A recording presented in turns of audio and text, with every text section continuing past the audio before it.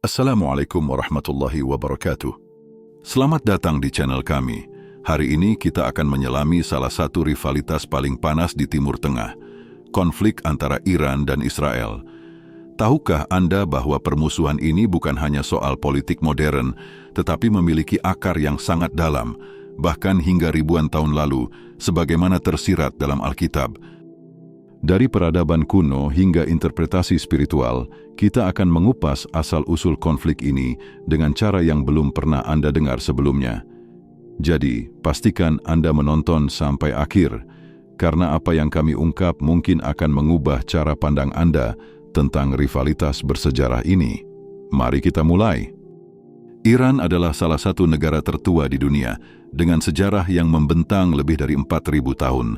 Dulunya dikenal sebagai Persia, Iran adalah rumah bagi peradaban-peradaban kuno seperti Elam, Media, dan Persia yang masing-masing meninggalkan jejak penting di Timur Tengah. Mari kita telusuri asal-usul mereka satu persatu. Bangsa Elam, menurut Alkitab dalam Kejadian 10, Elam adalah putra Sem, leluhur bangsa Semit. Secara historis, Elam adalah peradaban kuno yang berkembang di wilayah selatan Iran modern dengan situs arkeologi seperti Chogha Bonut yang berasal dari sekitar 7.200 sebelum Masehi. Bahasa Elam adalah isolat, tidak sepenuhnya Semit, tetapi dipengaruhi oleh bahasa Akkadia, menunjukkan perpaduan budaya yang kaya di wilayah ini, Ancient Persia. Elam dianggap sebagai cikal bakal Iran modern, terutama di wilayah selatan seperti Provinsi Khuzestan. Bangsa Media dan Persia. Setelah Elam, bangsa Media dan Persia muncul sebagai kekuatan besar.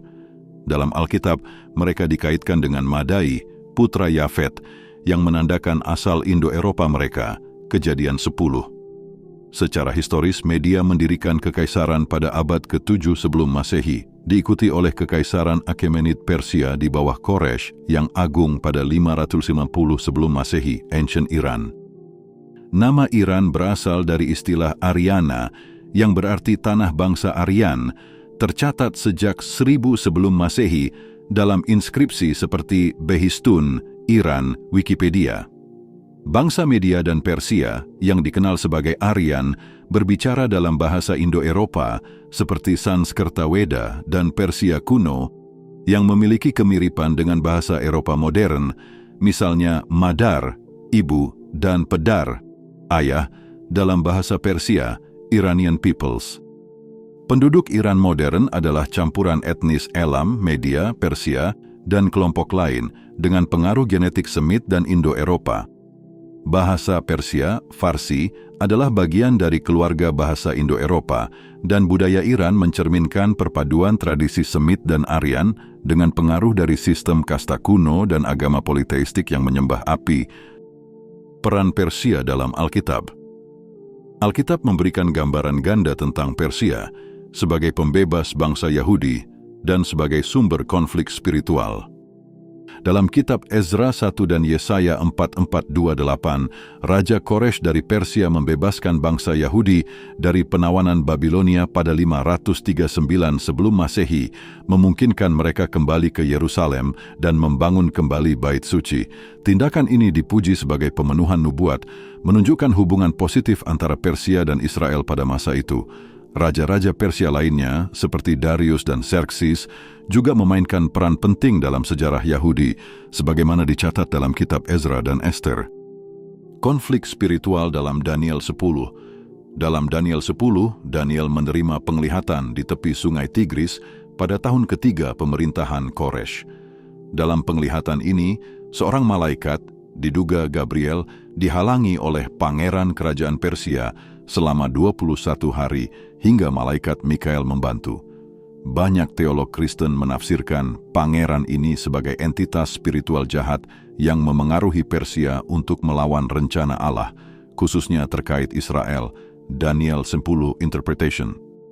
Narasi ini mencerminkan kosmologi kuno tentang kekuatan spiritual yang mengendalikan bangsa-bangsa, meskipun beberapa sarjana berpendapat bahwa pangeran mungkin merujuk pada figur manusia seperti Raja Persia.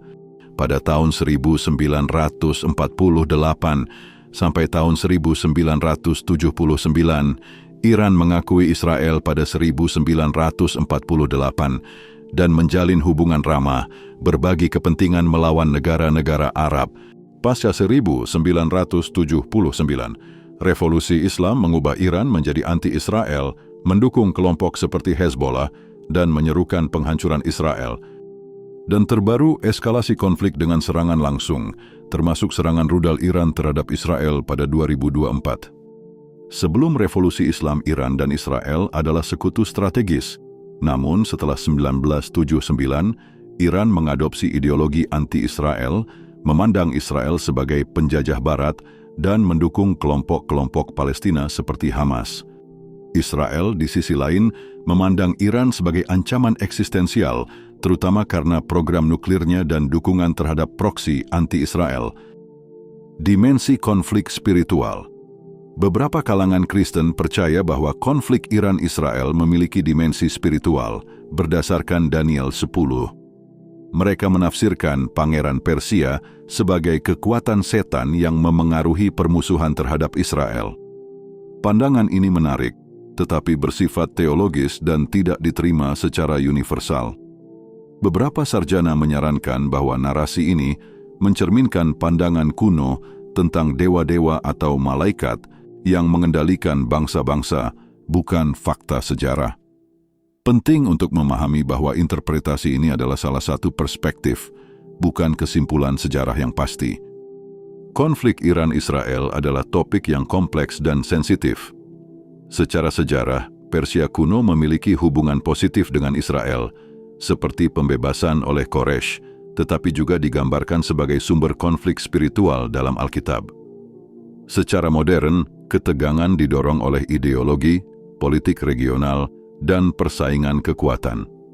Interpretasi spiritual menambah dimensi yang menarik, tetapi harus didekati dengan hati-hati untuk menghindari penyederhanaan atau polarisasi. Konflik ini mencerminkan perpaduan sejarah, budaya, agama, dan politik yang memerlukan pemahaman mendalam dan empati terhadap semua pihak. Itulah kisah tentang akar sejarah dan spiritual dari konflik Iran-Israel. Dari peradaban kuno Elam dan Persia hingga ketegangan modern, rivalitas ini penuh dengan lapisan sejarah dan makna. Apa pendapat Anda tentang hubungan antara sejarah kuno dan konflik saat ini? Apakah dimensi spiritual menurut Anda relevan? Tulis pendapat Anda di kolom komentar dan jangan lupa like, share, dan subscribe untuk konten sejarah dan spiritual lainnya. Klik lonceng notifikasi agar tidak ketinggalan video berikutnya. Semoga video ini mencerahkan dan sampai jumpa di video selanjutnya. Wassalamualaikum warahmatullahi wabarakatuh.